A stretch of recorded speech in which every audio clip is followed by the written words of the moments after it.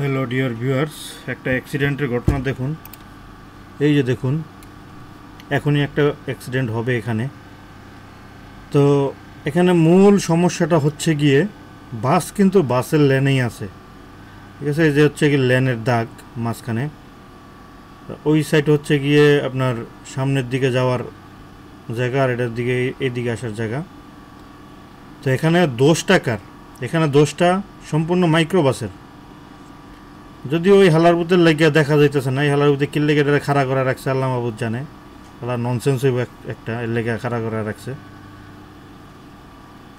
আচ্ছা, এখন কথা হলো গিয়ে আপনার এই যে বাসটা কিন্তু বাসের লেনে ঠিকই আছে, কিন্তু এই যে মাইক্রো বাসটা আসতেছে, এই দেখেন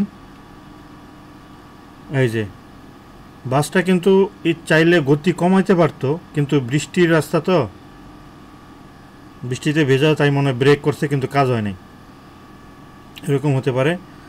আর মাইক্রোর ড্রাইভারের দোষ 100%, কারণ সে ওই পাশের লেনের মধ্যে কেন যাবে? আর এই লেনে যদি কোনো গাড়ি থাকে, কোনো কিছু থাকে, সেটা যদি সাইড দেয় ওকে, তাহলে সে সাইড নিয়ে তারপরে তা আসবে। কিন্তু উনি ওভারটেকিং করতে গেছে, যদিও এই যে এই ট্রাকটার জন্য দেখা যাইতেছে না।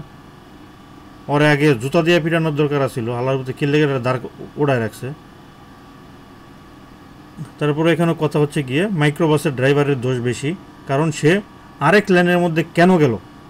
তার যেহেতু নিজস্ব লেন এদিকে আছে, সেহেতু এই লেন দিয়ে তাকে আসা উচিত ছিল, কিন্তু সে হয়তোবা কারো কোনো একটা গাড়ি এদিকে আসে এই পাশে, সেজন্য সেটাকে ওভারটেক করে আসার সময় এই অবস্থা হয়েছে আর কি। ওভারটেক করে যে গতিতে আসতো, কিন্তু বৃষ্টির জন্য অবশ্যই এটা পারা যায় না, কারণ রাস্তা ভিজা থাকে, স্লিপ করার সম্ভাবনা থাকে।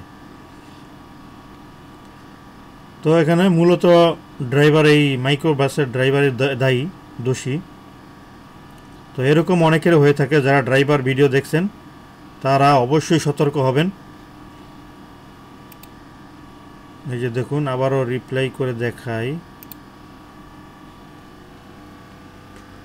যে এক্ষুনি আসবে। এই যে বাসটা আসলো, ওই যে দেখুন মাইক্রোবাস এখানে আসার পরে টার্নিং নিছে এই পাশে লেনে আসার জন্য, কিন্তু তাকে আরও দূর থেকে টার্নিং নেওয়ার দরকার ছিল এই পাশে আসার জন্য। তো সবাইকে ভিডিওটি দেখার জন্য ধন্যবাদ।